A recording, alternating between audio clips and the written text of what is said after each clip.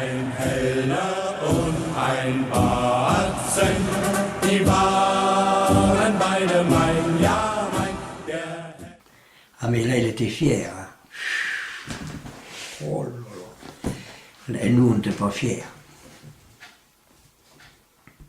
Ça faisait l'impression de les voir avec le casque et tout. Oh là là.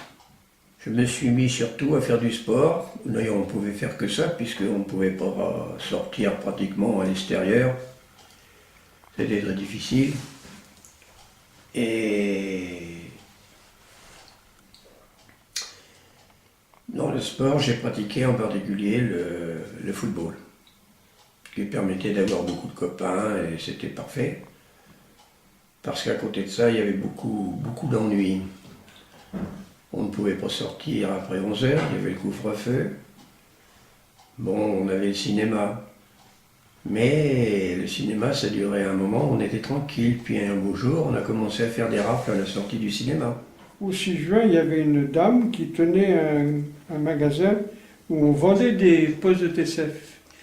Et pour que tout le monde soit averti de ce qui se passait, à cette époque-là, eh bien, elle posait son poste à l'extérieur de son magasin le midi, tous les midis, et on avait les nouvelles de Paris, mais vraiment, elle le mettait très fort. Moi, j'habitais pas loin et j'allais écouter les nouvelles. J'ai toujours été intéressé par les événements militaires, politiques et autres.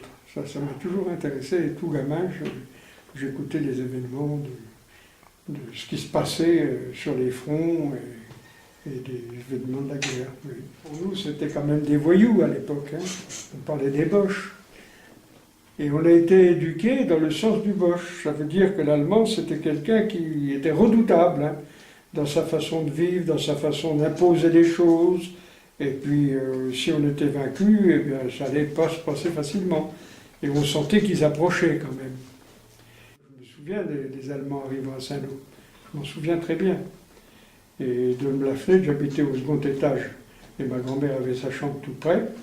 Et on a regardé les Allemands avec leurs fameux imperméables descendant jusqu'aux pieds, jusqu'à leurs pieds, sur des motos. Les premiers sont arrivés en moto, et puis le groupe de l'armée est arrivé après. Et on en avait beaucoup la trouille, hein, parce que déjà leur uniforme était pesant, et pour un gamin de 9 ans, voir un militaire déguisé comme ça, c'était impressionnant.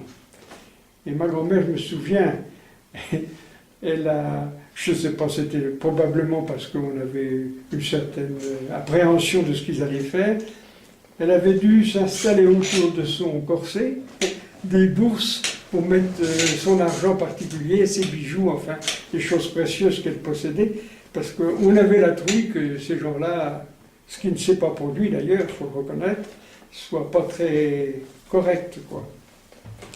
Il n'avait pas d'arrogance, hein. Contrairement, enfin moi je n'ai pas vécu au tout début en tout cas. Ma mère avait donné l'ordre dans ses affaires, avec les personnels qu'elle avait, de donner tout ce qui était demandé sans surtout résister, pour ne pas avoir d'ennui, de contrariété par rapport à l'allemand, puisqu'on était impuissant, on n'avait qu'à obéir et à accepter. Mais ça s'est passé d'une façon, enfin, je ne veux pas dire gentil, mais correct, quoi. Il n'y a pas eu d'ennui particulier. Ma mère a servi les Allemands au café parce qu'il le fallait, parce qu'ils venaient boire. Bon, ben, ils venaient, ils payaient et elle les servait. Mais on ne les accueillait pas avec les bras ouverts. Hein. On sentait tellement qu'ils nous prenaient tout. On n'avait plus rien, quoi. Même pour avoir un bout de toile cirée, il fallait des tickets, il fallait... Oh, c'était très long, tout était difficile, tout. À l'école, nous faisions du tricot, des choses pour les soldats. On a tricoté tout l'hiver. L'hiver 39 a été très dur. Et il fallait tricoter. Maintenant, je fais des chaussettes. Et j'ai appris à les faire à ce moment-là. Il y avait des kermesses pour avoir de l'argent et pour pouvoir financer tous ces colis que nous faisions. Et colis de vivres, colis de nourriture et de vêtements.